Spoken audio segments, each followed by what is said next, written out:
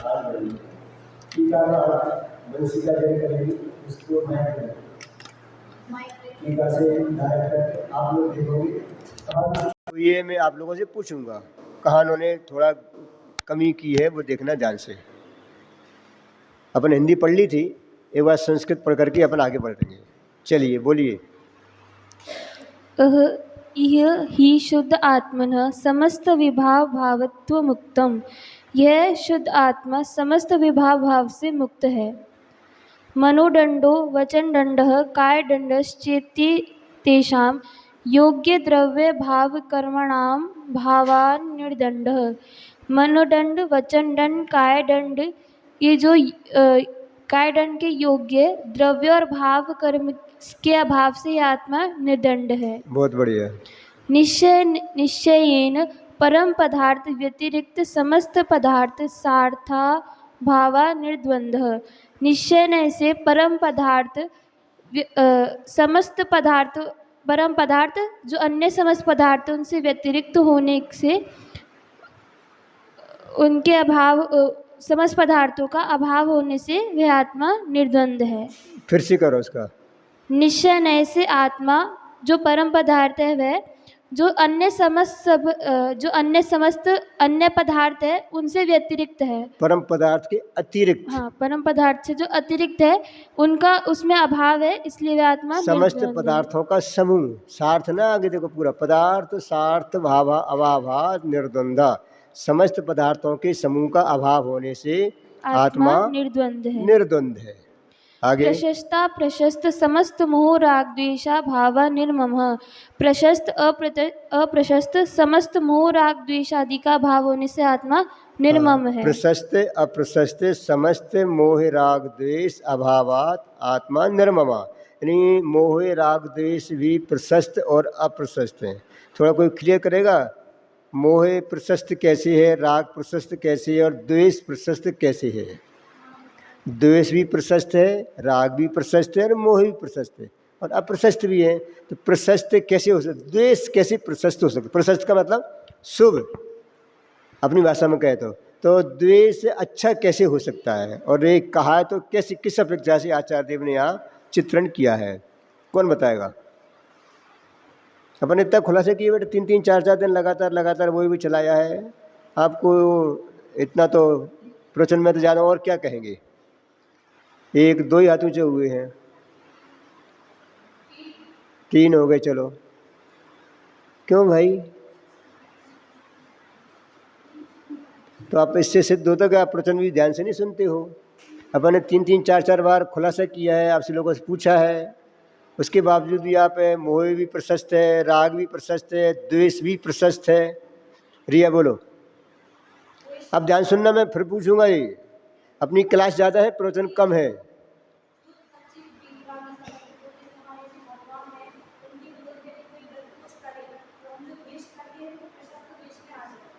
और राग क्या है?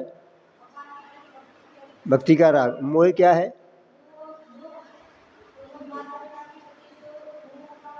अरे यहाँ पे प्रशस्त मोह क्या है?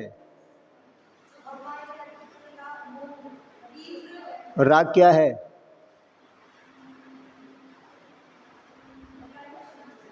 हाँ, राग और मोह दोनों बता, घटाए थे मैंने।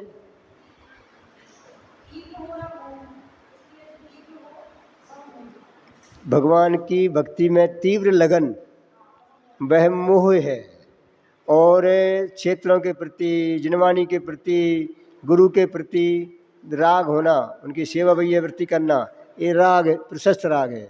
और उनका जो विराधना करता है, उन पर जो संकट आता है, उस संकट को दूर करने का जो परिणाम है तो द्वेष का परिणाम, लेकिन वो प्रशस्त द्वेष है। श्रेणी क्या कहा? वो प्रशस्त द्वेष है।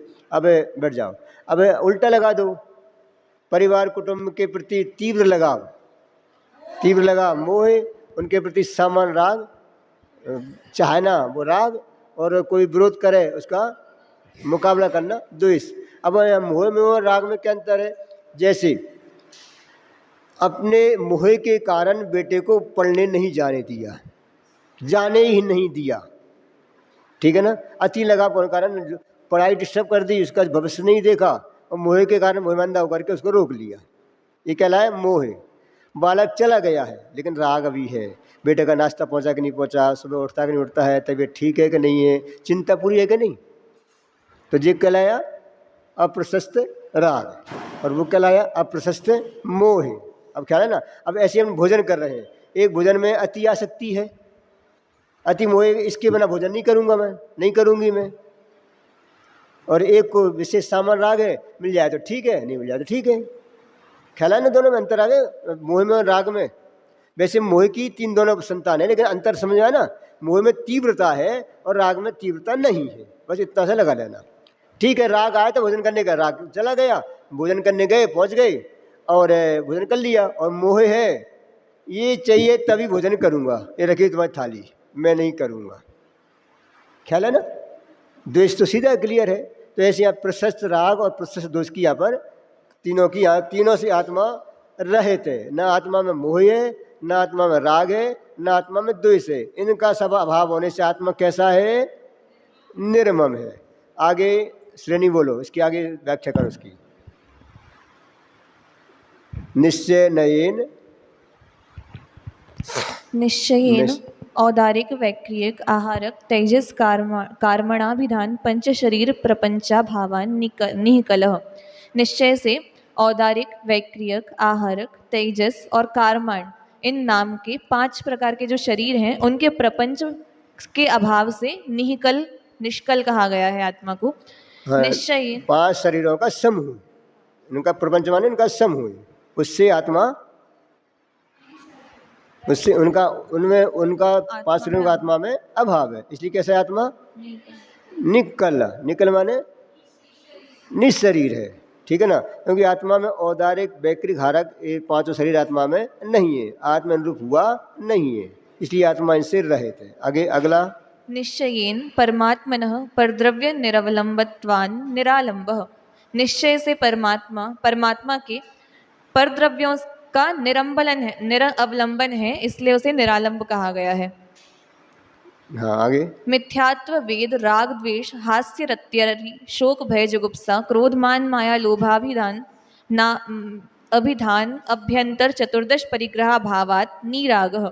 मिथ्यात्व 3 वेद, राग, द्वेष, हास्य, रति, अरति, शोक, भय, जुगुप्सा, क्रोध, मान, माया, लोभ, ऐसे जो 14 प्रकार के परिग्रह कहे गए हैं उनका अभाव है आत्मा में, इसलिए आत्मा को निराग कहा गया है। बहुत बढ़िया। आगे।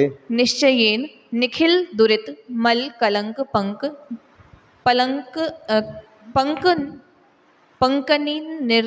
क्या लिखा है? पंक निर्णित।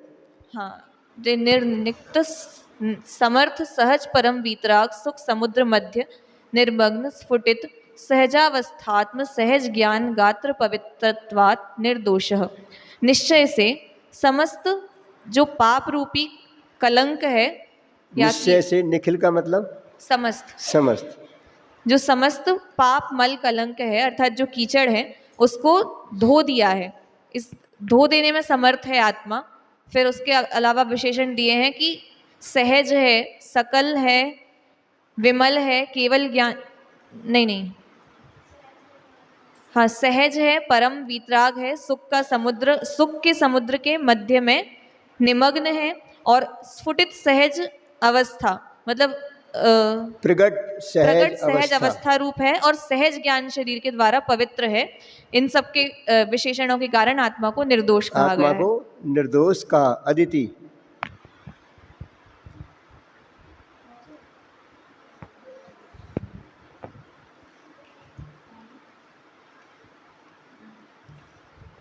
सहज निश्चय नय बलेन सहज ज्ञान सहज दर्शन सहज चारित्र सहज परम वीतराग सुखाद्यनेक परम धर्माधार निज परम तत्व परिच्छेदन समर्थत्वान निर्मूढ़। सहज निश्चय नय के बल से सहज ज्ञान, सहज दर्शन, सहज चारित्र, सहज परम वीतराग, सुख आदि अनेक परम धर्मों के आधारभूत निज परम तत्व को जानने में समर्थ होने से आत्मा निर्मूढ़ है। अथवा साध्य निधना मूर्तातीन्द्रिय स्वभाव शुद्ध सद्भूत व्यवहार नय बलेन त्रिकाल त्रिलोक वर्त स्थावर जंगमात्म मात्मक निखिल द्रव्य गुण पर्यायिक समय परिच्छित्ति समर्थ सकल विमल केवल ज्ञानावस्थत्वान निर्मूढ़श्च। अर्थात शुद्ध सद्भूत व्यवहार नय के बल से सादि अनंत अमूर्त अतीन्द्रिय स्वभाववान। सादि अनंत क्यों कहा? सादि अनंत माने केवल ज्ञान को प्राप्त करना चाह रहा है। केवल ज्ञान अभी प्रकट हुआ है और अनंत काल तक रहेगा, ठीक है ना।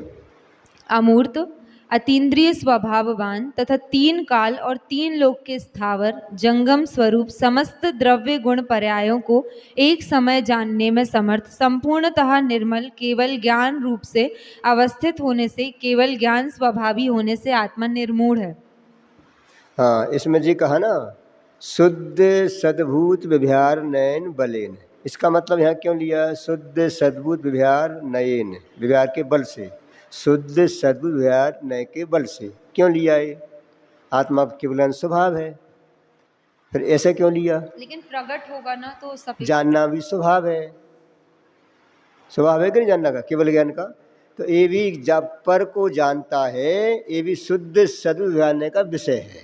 यथार्थ में तो वो अपने को जानता है ना। सकल गे ज्ञायक तदपि निजानंद रसलीन, समस्त गे उनके ज्ञान में झलकते हैं, जानने में आते हैं। इस शुद्ध सद्भुत जानने से कथन किया गया है। वास्तव में तो देखा जाए वो अपने ज्ञान को ही जानते हैं, अपने को ही जानते हैं। इस नय से वो उनके ज्ञान में समस्त पदार्थ झलकते हैं। वो ज्ञान कैसा है? सकल विमल, समस्त पदार्थों को जानने में निर्मल है।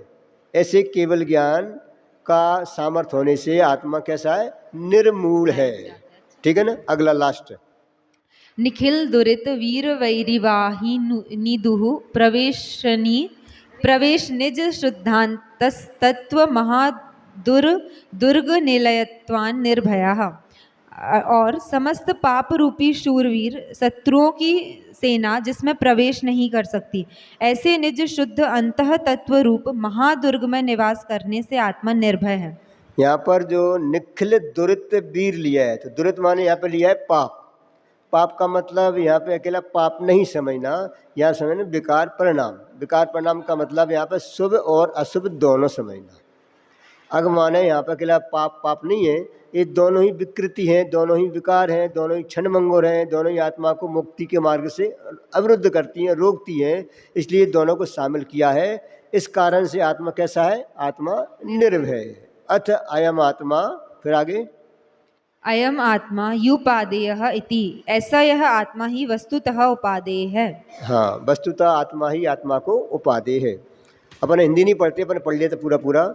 अब जिसमें आचार्य देव ने एक कलश तो उल्लिखित किया है और 7 कलशों का उन्होंने स्वयं इसमें उसमें चढ़ाए हैं। कौन सी गाथा पर?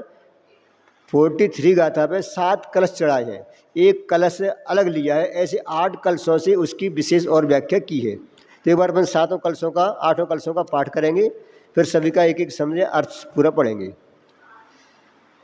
आपको कंठपाठ में एक अलग अलग राग के 25 कलश तैयार करना है, अलग अलग राग के, समझ गए ना। जैसे मालिनी का एक, द्रुत विलंबित का एक, ख्याल आ गया ना, साध विकृतम का एक, बसंतलिका का एक। या आपको जिससे आपको जो याद हो जाए, सुनो मैं अपन क्यों करा रहे हैं, जिससे अपन को याद हो जाए तो वो कलश दिमाग घूमेगा, तो कई कलश आएगा तो वो उससे अपना राग हमेशा कहीं बिगड़ेगा नहीं, समझ गए ना, कभी नहीं बिगड़ेगा। जैसे साध विकृतम है ना, तो तुम्हारी जो समय सारी स्तुति है वो में जब वो आता है वो ध्यान में आता है तो उसकी राग हो जाती है। तो इसलिए अपन को एक एक कलशों के एक एक राग अपने दिमाग में सेट होना चाहिए और वो कलशों का लगभग पाठ करना अपन प्रारंभ करेंगे कभी कभी। ऐसे 25 कलश आप लिख लेना जो अच्छी तरह याद हो सकते हैं, अलग अलग राग के, और उन कलशों को रविवार को खास करके उसी का पाठ करेंगे, ठीक है ना। वो लगभग और यदि आप 25 कलश सुनाते हो तो कंठपाठ में उसकी योजना में अपन रख देंगे साथ में, ठीक है। अब बोले एक साथ,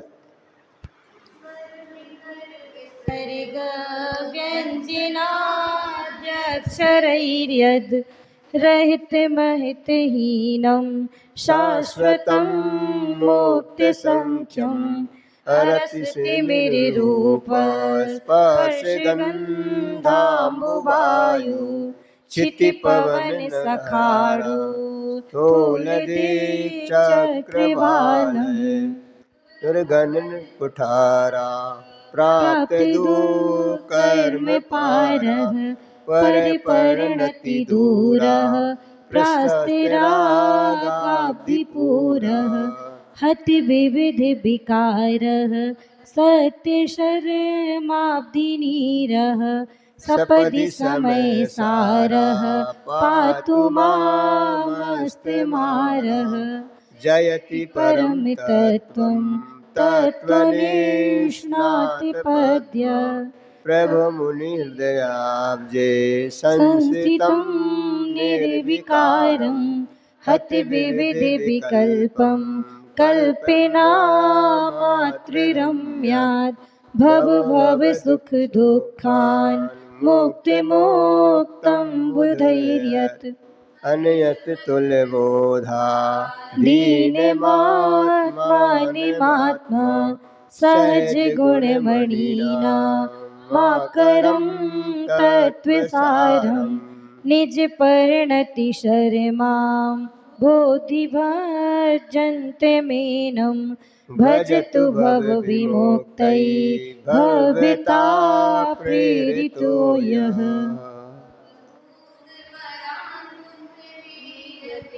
पदमिदं भवहेतुविनाशिनं भज निजात्मनिमग्नमते पुनः तव किं ध्रुववस्तुनि चिन्तया समयसारिवनाकुलमच्युतं जन्मृत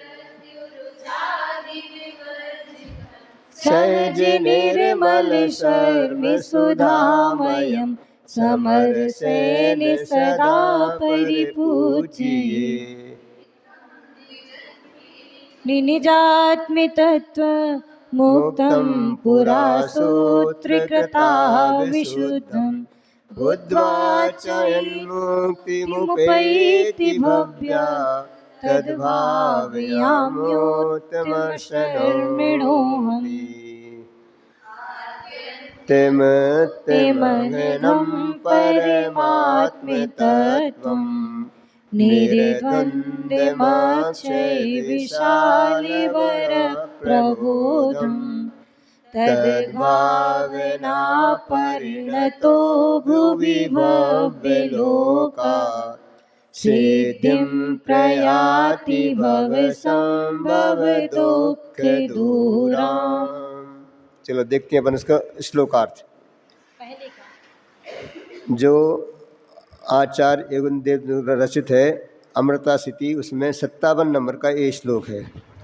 आत्म तत्व स्वर समूह विसर्ग और व्यंजन आदि अक्षरों रहित तथा संख्या रहित है। आत्मा में आ ई आदि स्वर नहीं है, विसर्ग नहीं है, का खा गा आदि व्यंजन अक्षर नहीं है, और संख्या में यानी 1 2 3 4 5 संख्या नहीं है। इससे आत्मा रहित है, अर्थात अक्षर और अंक का आत्म तत्व में प्रवेश नहीं है। अहित रहित है। अहित रहित है माने आत्मा का किसी प्रकार से कहीं भी कोई अहित हो सकता नहीं है। हम ऐसा मानते इसने मेरा अहित कर दिया है, तो आत्मा में अहित है ही नहीं, तो अहित कर कैसे सकता है। यानी आत्मा त्रिकाल 3 लोक में हित रूप ही है, हित का ही गुण है, अहित का आत्मा में प्रवेश ही नहीं है। हमारी जो ऐसी मानता है, ऐसा करने से हमारा अहित हो जाएगा, ये हमारे अहित में सोचते हैं ऐसा हो जाएगा, ऐसा हो जाएगा। तो ये आचार्य देव करें ये अहित रहित है। देखो दोनों ही बातें शाम की और सुबह की देखा जाए तो विपरीत है। एक में मुनिराजों के क्रिया चल रही है, वही आगे ना वो बता रहे हैं कि ऐसा करें तो ऐसा हो जाएगा, ऐसा करें ऐसा हो जाएगा, और यहाँ करें कि वो शरीर ही आत्मा में नहीं है। अब शरीर आत्मा नहीं है तो फिर वो जो उपकरण है कि इसके प्रति राग है कि क्या है, ये कैसे हो सकता है। ऐसा करें ऐसा नहीं करें, ये उपदेश हो सकता है फिर कृति। जब शरीर ही नहीं है तो हर चर्या ऐसे करते हैं, ऐसा होता है, इस प्रकार से किया जाता है। प्रश्न आएगा क्या? नहीं आएगा। तो वही बात आ गई कि भूमिका में जो बात चल रही है, जहाँ जिस अपेक्षा बात चल रही है, उस अपेक्षा बात को वहाँ वैसी ग्रहण करना। यहाँ पर शुद्ध तत्व की बात है, प्योर तत्व की बात है कि आत्मा में, प्योर तत्व में इनका प्रवेश नहीं है। बाहर में कि जब उनको पूरा ज्ञान भी करा रहे हैं, और ज्ञान कराने के बाद में ये अभी वर्तमान में अधूरी अवस्था में इनका सत्ता है, मौजूद है, लेकिन इनका आत्मा में प्रवेश नहीं है। शुद्ध आत्म तत्व की प्योर बात कर रहे हैं। ऐसे कहे ना अपन, एक कॉलेज वाली बात और एक कक्षा 1-2 वाली बात, ख्याल है ना। तो कक्षा 1-2 वाली बात कॉलेज वाली बात में आएगी कि नहीं आएगी? अरे आएगी कि नहीं आएगी? क्यों, चले तो वहीं से ही है ना, क्रम तो वहीं चला है ना पूरा। तो वो वहाँ पहुँचने के बावजूद पूरी बातों में शामिल है। ऐसे ही जो मुनि भगवंतों की चर्या का आदि को चित्रण किया जा रहा है, वो पूरा का पूरा चित्रण शामिल है। शामिल होने के बाद में अब कह रहे हैं कि वास्तव में तू उससे रहित है। क्या कहा? क्या कह रहे हैं? वास्तव में तू उससे रहित है। आपको टाइम पे नहीं आते तो डांट पड़ती है। इधर कहते हैं डांट का आत्मा में भाव है, डांटते भी हैं, और वह कहते हैं डांट का आत्मा में भाव है। अच्छा, भाव है कि नहीं डांट का ईमानदारी से? अरे है कि नहीं? जब ऐसा स्वीकार करें तो डांट का दुख होगा कि नहीं होगा? अरे हुआ कि नहीं होगा? होगा, भूमिका अनुसार होगा भी, और विचार करेंगे वास्तव में इसके मेरे में अभाव है। ख्याल है ना। तो शुद्ध प्योर तत्व की बात यहाँ पर है। यानी प्योर तत्व तो अपन को यहाँ तक तो आना ही आना है। यहाँ तक नहीं आएंगे तो हमारा मोक्ष मार्ग सदेगा नहीं। रास्ता वही है, वहीं से निकलते निकलते यहाँ तक आना है। अब प्योर बात इतनी सी है, शुद्ध बात इतनी सी है कि ये तेरे में अहित, तेरे में नहीं है, तू अहित रहित है। कैसा है? शाश्वत है, क्षणिक नहीं है, इस पर्याय मात्र नहीं है। हमको 10, 20, 50 साल नहीं रहना है। कहते ना भैया हमारे दिन तो नज़दीक आ गए, अब 10-20 साल और रहेंगे, हैं जो और ज़्यादा बढ़ गए, अब 2-4 साल के और हैं हम तो मेहमान। बोलते नहीं बोलते हैं अवधि, 2-4 साल के मेहमान और हैं। कोई कहते हैं अब नज़दीक आ गए पूरे, अब आप लोग कहोगे अभी हमें तो 50 साल के मेहमान और हैं। लेकिन इतने ही हुआ ना, तो आत्मा तो शाश्वत है। 50 साल 100 साल का काम ही नहीं है, तो उसका आत्मा प्रवेश ही नहीं है। क्योंकि आत्मा का जन्म होवे तो मरण होवे, जिसका संयोग होवे तो वियोग होवे, आए तो जाए, मेहमान आते हैं तो जाते हैं। हम शाश्वत हम आए हैं तो जाएंगे। अब कोई आज जाएगा, कोई कल जाएगा, कोई 2 दिन बाद जाएगा, कोई महीने बाद जाएगा, कोई 1 साल बाद जाएगा, कोई 2 साल बाद जाएगा। लेकिन ये तो पक्का है ना, पक्का है कि नहीं? तो 10 साल बाद जाएगा, और नहीं जाएगा तो यहाँ से जाएगा।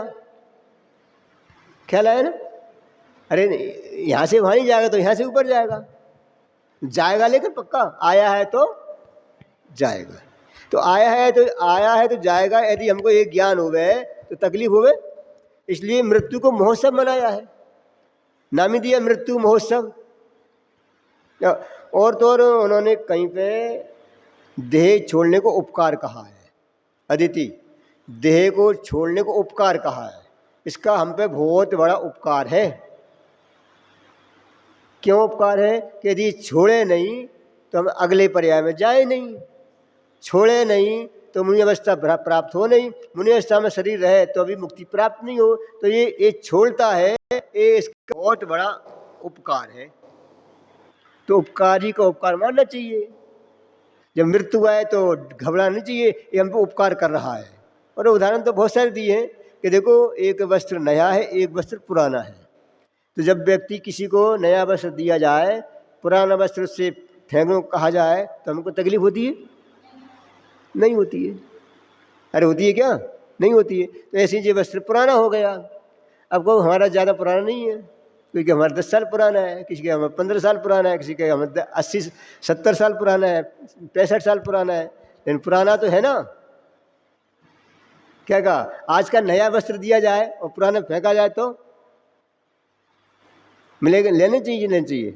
ख्याल है ना। तो बस ऐसे ही विचार करके ये भी कहा, और साथ में कहा ये मेरा है नहीं, मैं तो कैसा हूँ? शाश्वत हूँ। अंधकार तथा स्पर्श रस गंध और रूप रहे थे। अंधकार माना मेरे में कोई अंधकार नहीं है, मिथ्यात्वादी का अंधकार नहीं है, मैं तो पूर्ण प्रकाश में हूँ, पूर्ण ज्ञान में हूँ। स्पर्श मेरे में नहीं है, रस मेरे में नहीं है, गंध मेरे में नहीं है, रूप मेरे में नहीं है। पृथ्वी, जल, अग्नि और वायु के अणुओं का रहित है तथा स्थूल दिक्चक्र दिशाओं के समूह से रहित है। यानी एक ही शब्द में कहें तो इनसे सबसे रहित है। अब पूरे का निचोड़ इतना सा है, सबसे रहित है, तो व्याख्या क्यों कर रहे हो? अपना दिन वाला वो मुख्य प्रकार से का लगा लेना कि सामान्य वर्णन तो संक्षेप में ही है, विशेष में करेंगे तो विकल्प होंगे। तो विशेष क्यों कर रहे हो कि विशेष नहीं करेंगे तो विकल्प काय में करेंगे, फिर क्या करेंगे? तो उसी बात को ये 7 कलशों में बात एक ही है। 7-8 कलशों सार इतना है कि तू शाश्वत है, सबसे रहित है, समस्त विकारी परिणामों से रहित है, परद्रव्य प्रभाव से रहित है, शाश्वत है, निर्मल है। काम हो गया इतना। तो डिटेल क्यों कहा? जैसे हमने मंदिर में जाकर के पूजन की तो देव सा गुरु की समुच्चय पूजन कर ली, तो उसमें सब आ गए कि नहीं आ गए? फिर अलग से महावीर जी भवन क्यों करते हो? फिर अलग से और पूजन क्यों निकालते हो? फिर अलग से फिर अर्घ्य क्यों बोलते हो? महावीर भवन अर्घ्य बोलो, शिव मंदिर का अर्घ्य बोलो, जिनवानी का अर्घ्य बोलो, ये क्यों बोलते हो? अरे क्यों बोलते हो? प्रवीण साहब ने भी स्टार्ट में 5 प्रश्न याद किया, फिर अलग तीर्थंकरों वाला याद किया, विदेश क्षेत्र के वाला याद किया, संघ को अलग याद किया, अलग अलग किया ना। ऐसी प्रवचन सार में भी है ना, ऐसे ही प्रवचन सार में पहले सबको नमस्कार किया, फिर प्रत्ययम प्रत्येक को अलग अलग किया। तो इसका महत्व क्या है? जैसे हमने एक आपसे कहा, आपसे सामन का सभी को जय जनेन्द्र, हो गया कि नहीं हो गया? अब उतरने बाद में फिर कहेंगे समीक्षा जय जनेन्द्र, दीपिका जय जनेन्द्र, रिया जय जनेन्द्र। पंडित जी हम बोल तो दिया था, तो यहाँ से जो बोला गया था ना वो सब ने नहीं समझा था, हमसे तो बोले ही नहीं है, बुकर हमसे तो बोले ही नहीं है। ऐसा होता कि नहीं होता है? छवि ऐसे ही होता है ना, यहाँ से जो बोला गया है वो हमको लगते नहीं हमसे बोला है। जब नीचे अलग से बोला जाए, जब लगता है कि हाँ हमसे पंडित जी ने बोला, तभी लगेगा ना। और यहाँ बोला था वो, लेकिन मैंने बोला अब तो लगा कि नहीं लगा? अरे मैंने बोला वो गलत था क्या? सब आए कि नहीं आए? सब शामिल हो गए थे, लेकिन अलग अलग। ऐसे ही यहाँ पे एक कहें तो आत्मा समस्त परद्रव्य से, समस्त परद्रव्यों के विकारी भावों से रहित है, शाश्वत है। इतना कहने के बाद में अब एक एक को गिनाया, फिर पूरा देखो इसमें गिना दिया। अगले अब जो 7 श्लोक आचार्य देव ने कहे हैं वो देखो। अगला श्लोक नंबर है 62 नंबर का, देखना नीचे। जो यानी समय सार दुष्ट पापों के वन को छेदने का कुठार है, दुष्ट पापों के वन को छेदने का कुठार है। यहाँ पाप में भी दोनों शामिल कर लेना। हाँ, अब कहोगे ऐसा मत बोलो, पाप को पाप बोलो और पुण्य को पुण्य बोलो, इसको पुण्य को पाप मत बोलो। तो मैं तो कभी बार बोलता हूँ ईमानदारी से कि पाप से पुण्य ज़्यादा खतरनाक है। क्या कहा? पाप से पुण्य ज़्यादा खतरनाक है। अटकने के रास्ते तो वहीं पड़ते हैं। घर में एयर कंडीशन लगा है, गाड़ी एयर कंडीशन है, कुछ संपत्ति वैभव सब कुछ है, उस व्यक्ति को यहाँ आकर के बैठना, प्रवचन सुनना कितना महंगा पड़ता होगा, कितना दुष्कर लगता है। जेठ की गर्मी में दिन से 3 से 4 प्रवचन चल रहा हो और एसी में बैठा हो, कड़ाके की धूप चल रही हो, आ पाएगा? अरे आ पाएगा? कितना पुरुषार्थ चाहिए? तो वहाँ से निकलना बहुत मुश्किल है। बोलते ना, दुख में सिमरन सब करे, सुख में करे न कोई। जो दुख में सिमरन करे, जो सुख में सिमरन करे तो दुख का कोई। लोग कई उदाहरण है, दुख में सब याद करते हैं, जब बीमार होते हैं मम्मी भैया, होता है नहीं? या इधर के तो भगवान को याद कर लेते हैं, और सुख में सब भूल जाते हैं। ख्याल है ना? तो ये क्या कह रहे हैं कि दुष्ट पापों के वन को छेदने का कुठार है। पापों का वन क्यों लिया? घना होता है, इसलिए पाप घने हैं। और कुठार माने कुल्हाड़ी, जानते हो कुल्हाड़ी? लकड़ी इतनी होती है और लकड़ी में वो इतना लोहे का होता है, उससे वो पेड़ों को, वनों को काटा जाता है ना, काटने का यंत्र समझ लो, वन को काटने का, नाश करने का यंत्र। तो एक दुष्ट पापों को, वन को छेदने का कुठार है। कौन है कुठार? आत्मा। दुष्ट कर्मों के पार को प्राप्त हुआ है। ये आत्मा दुष्ट कर्मों के पार को प्राप्त हुआ है, अर्थात जिसने कर्मों का अंत किया है जो पर परिणति से दूर है। काय की परिणति से? पर परिणति से दूर है, जिसने राग रूपी समुद्र को के पूर को नष्ट किया है। राग रूपी समुद्र के पूर माने बाढ़। राग राग राग राग राग इसके इतनी ऐसी बाढ़ है, एक सेकंड के लिए भी खाली नहीं होता है। इसको पूर कहा। पूर माने समझ रहे? पूर माने बाढ़। जिसने विविध विकारों का हनन कर दिया है। विविध विकार में सब आ गए। विविध विकारों का हनन कर दिया है, नाश कर दिया है, जो सच्चे सुख सागर का नीर है। नीर माने जल है, पानी है। कैसा? सुख सागर का नीर है। देखो इन शब्दों में भी पता ना, शायद किसी ने कहा था, आप ध्यान होगा कि शब्दों का ही पुण्य पाप का उदय होता है। किनका? शब्दों का भी अलग अलग अर्थ होता है ना, अलग अलग नहीं होता है। नीर है, जल है, तोय है, पानी है, कहाँ किसका प्रयोग किया जाता है वो अलग अलग है। यदि हम कहेंगे अभिषेक करने तो पानी ले आओ, ऐसा कहा जाएगा तो क्या कहा जाएगा? तो पुण्य का उदय है कि नहीं उसका? क्या? अरे ये तो भाषा है, लंकर के ऐसे बोलते हैं, लेकिन कुछ शब्दों को प्रयोग वहीं किया जाता है, कुछ शब्दों का प्रयोग वहाँ नहीं किया जाता है। ये तो पक्का है ना। कुछ शब्दों का प्रयोग उत्कृष्ट में किया जाता है, कुछ शब्दों का प्रयोग हल्के में किया जाता है। ये तो सामान्य बोलते हैं भाषा की, लेकिन शब्दों का अंतर है कि नहीं? अरे शब्दों का अंतर है कि नहीं? पक्का है तो ये तो क्लियर है ना। कहाँ कौन सा भाषी बोली जाती है, वहीं वो भाषा वहीं बोली जाती है, अन्य जगह नहीं बोली जाती है। ख्याल है ना? देखो ऐसे मैं बोलता हूँ। और देखो भोजन करते हैं, भोजन हम करते हैं, भोजन मुनिराज करते हैं, तो मुनिराज भोजन को क्या बोलते हैं? आहार बोलते हैं। हमारे भोजन को क्या बोलते हैं? खाना या भोजन। ऐसा अंतर क्यों भाई? फिर अब बताओ अंतर क्यों है? स्वानी ने कहा था ऐसा भाषा है तो अंतर क्यों है? फिर उनको क्यों नहीं हुआ अच्छा आप भोजन कर लो, ऐसे क्यों नहीं बोलते? फिर अब ये बोलना कोई आए अजाओ हमें तुम्हें जल पिलाती है, तो कभी कभी जल पिलाते हैं, बोल भी देते हैं। तोय पिलाते हैं, बोलते तोय, अजाओ हमें तुम्हें तोय पिलाते हैं, बोलोगे क्या? क्या बोलोगे? पानी पिलाते हैं, ये बोलो। सामान्य भाषा यही है ना। तो कहाँ से कौन सा प्रयोग होता है वो ऑटोमेटिक वहीं होता है वो। ठीक है ना। जिसने विविध विकारों का हनन कर दिया है, जो सच्चे सुख सागर का नीर है, और जिसने काम को अस्त किया है, वह समय सार मेरी शीघ्र रक्षा करो। काम की व्याख्या तो महावीर अष्टक में विशेष की है, क्योंकि जिस काम ने 3 लोक में राज्य किया है, अच्छे से अच्छे ऋषिगण उस काम के लपेट में आ गए हैं, भूल गए हैं। ऐसे काम को हे वर्धमान आपने कुमार अवस्था में जीत लिया है। उनके लिए दिया है ना विशेषण, आपने वो काम को कुमार अवस्था में जीत लिया है। तो यहाँ काम का अस्त किया है, ऐसे समय सार मेरी शीघ्र रक्षा करो। अगला देखो, जो तत्व निष्णात है, निष्णात माने वस्तु स्वरूप जानने में निपुण है, चतुर है, विशेषज्ञ है, ऐसे पदम प्रभय मुनि के हृदय कमल में सुस्थित है।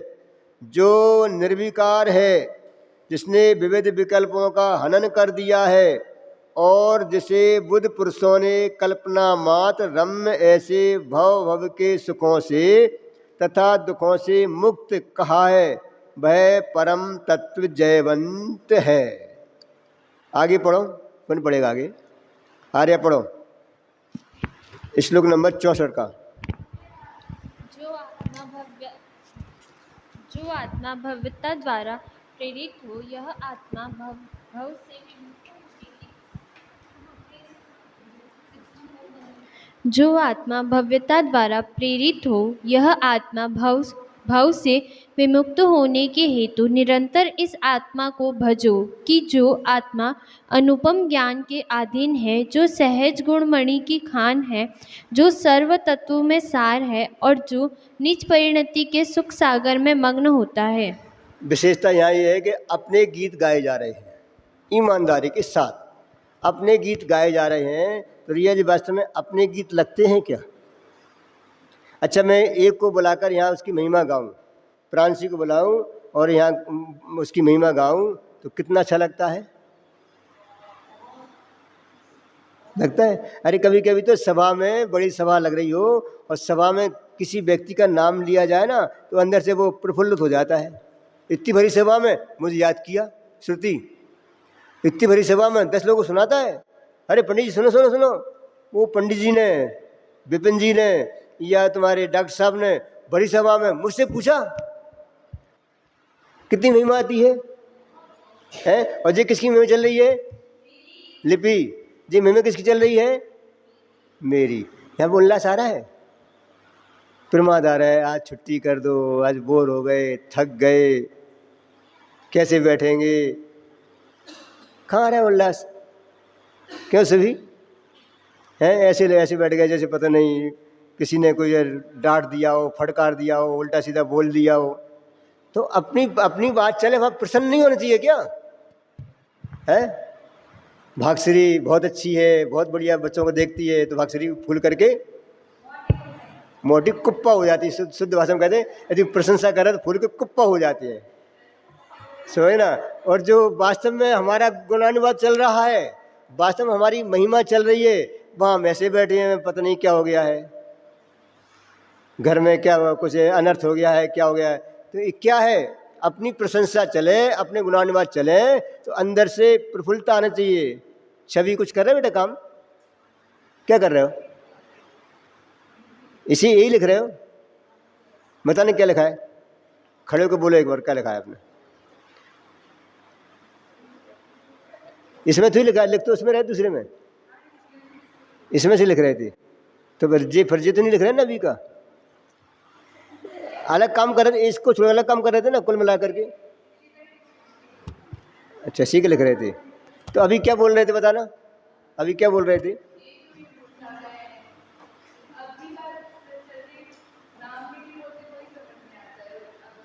डबल काम कर रही थी, समझना, एक साथ दो काम। क्योंकि लिखते समय किसी भी कीमत पर दूसरा उपयोग नहीं रहता है, ख्याल है ना। तो ये अपनी महिमा है, अपने गुणानुवाद है, और अपने गुणानुवाद को अलग अलग तरह से कह रहे हैं, अलग अलग प्रकार से बता रहे हैं। तो ऐसा भी है, ऐसा भी है, ऐसा भी, ऐसा भी, ऐसा भी है। तो हमको अंदर से उल्लास आना चाहिए, प्रसन्नता होना चाहिए। तभी कहा ना, प्रसन्न चित्त से एक बार यदि जिनवानी की बात सुनी है, उसका भव का अंत ना हो, ऐसा 3 काल में हो सकता नहीं है। क्या है दुआ वो बोलना? एन वार्तापि ही श्रुता निश्चितम सा भवेद भव्यो भावी निर्वाण भाजन। हमने विषय कसाय की चर्चा तो प्रसन्नता पूर्वक सुनी है, जिनवानी की बात प्रसन्नता पूर्वक नहीं सुनी है। यदि गप्पे लगाने बैठ जाओ, रात्रि के कितना टाइम हो जाए पता चलता है क्या? ईमान से बताना। जब गप्पे लगाने बैठ जाती हैं तो घड़ी में देखा, हाँ 5 बज गए, 5 बज गए। गप्पे लगाने बैठे तो विषय कसाई बात करने बैठे, और सास की बात करने बैठे 10 बजे, हाँ 10:30 बजे लगता है 3-4 घंटे हो गए हो। ईमान से बताओ ऐसा अंदर में होता है कि नहीं होता है? बिल्कुल क्लियर बात है, ऐसा लगता है कि नहीं लगता है? आधा घंटे में ऐसा बोर हो जाते हैं कि मानो 4-6 घंटे हो गए हों, और वो फिल्म चल रही हो, बढ़िया चल रही हो, तो 3 घंटे कब निकल जाते हैं, पूरी हो गई, ऐसा एकदम करंट सा लगता है, पूरी हो गई, अभी तो बैठे थे हम और निकल गए 3 घंटे। तो अभी हमारी रुचि किधर है, लगन कहाँ है?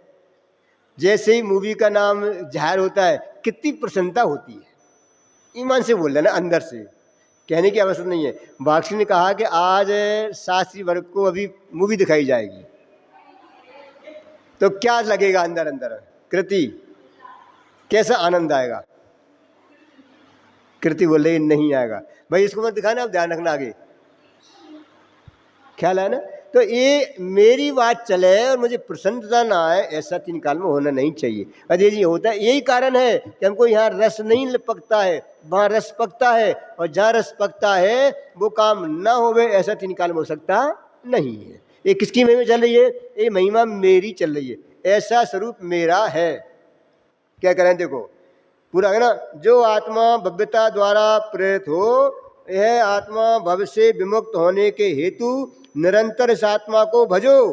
कि जो इस आत्मा को प्राप्त करना चाहते हैं वह निरंतर आत्मा को भजो, आत्मा का सेवन करो।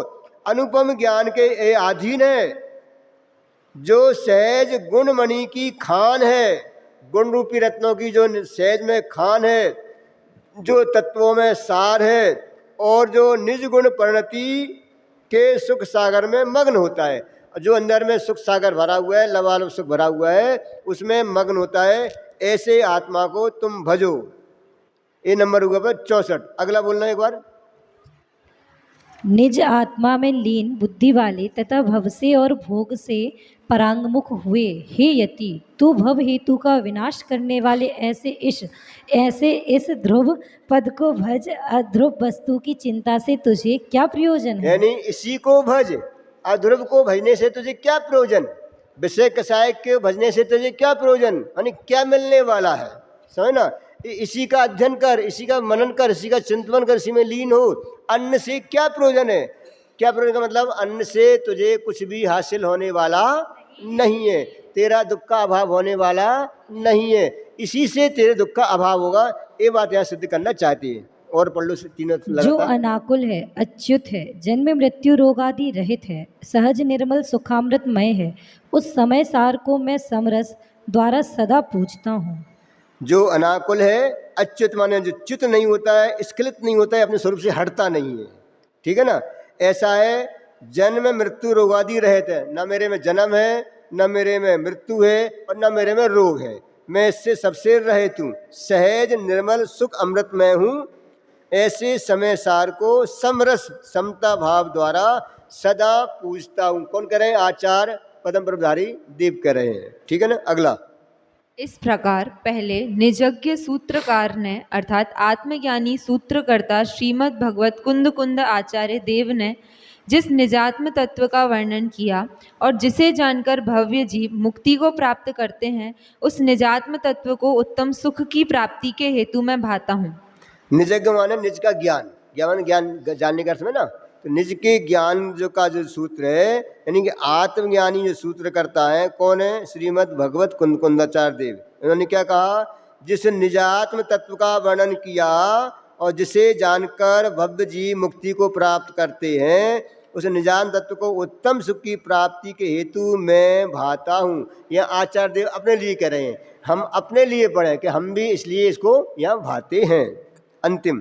परमात्म तत्व आदि अंत रहित है, दोष रहित है, निर्द्वंद है और अक्षय विशाल उत्तम ज्ञान स्वरूप है। जगत में जो भव्य जन उसकी भावना रूप परिणमित होते हैं, वे भवजनित दुखों से दूर ऐसी सिद्धि को प्राप्त करते हैं। हाँ, परमात्म तत्व आदि नहीं है, इसका अंत नहीं है, आदि अंत से रहित है, दोष रहित है, निर्द्वंद है, अक्षय जिसका क्षय नहीं है, और विशाल उत्तम ज्ञान स्वरूप, यानी केवल ज्ञान स्वरूप है। जगत में ऐसा जो भव्य जन है, उसकी भावना रूप जो परिणमित होते हैं, वे भव जनित दुखों से दूर होते हैं। जो भव जनित दुख है, संसार का दुख है, उन दुखों से दूर होकर के सिद्धि को प्राप्त करते हैं। इस प्रकार से ये 6 कल 7 कलश हुए, एक उल्लिखित कलश हुआ, ऐसे यहाँ पर अपने पूरा करते हैं। कल जो गाथा है, इस गाथा में भी अजब गजब का बोई दिया है, आत्मा कैसा कैसा है। जैसे आत्मा निर्ग्रंथ है, आत्मा निराग है, आत्मा निश्चल है, आत्मा सर्वदोष विमुक्त है, आत्मा निष्काम है, आत्मा निक्रोध है, आत्मा निर्माण है, आत्मा निर्भेद है। यानी आत्मा की विशेषता करना है तो नास्ति से ही करना पड़ेगी, निषेध से ही आत्मा की महिमा गाई गई है। ये नहीं है, ये नहीं है, ये नहीं है, ये नहीं है, ये नहीं है। और अष्टमत एक ही आएगा, सर्व विकार भावों से रहित है, लेकिन जितनी भी व्याख्या की गई सब नास्ति से की गई है। ऐसा नहीं है, ऐसा नहीं, ऐसा नहीं, ये कहा जाता ना। देखो लोक में भी पद्धति है, अपनी चीज़ की महिमा गाई जाती है तो क्या कहा जाता? ये ऐसा नहीं है, ये ऐसा नहीं, ऐसी गाई जाती महिमा। तो वो लोक का वही सिद्धांत है, क्योंकि अस्थि में तो कितना कहोगे, सारा वर्णन अस्थि का नास्ति से ही सिद्ध किया जाता है। और लोक में जो हम प्रचलित है उससे भी सिद्ध करके इसको कहते हैं आत्मा इनसे रहित है और आत्मा ऐसा है विशेष।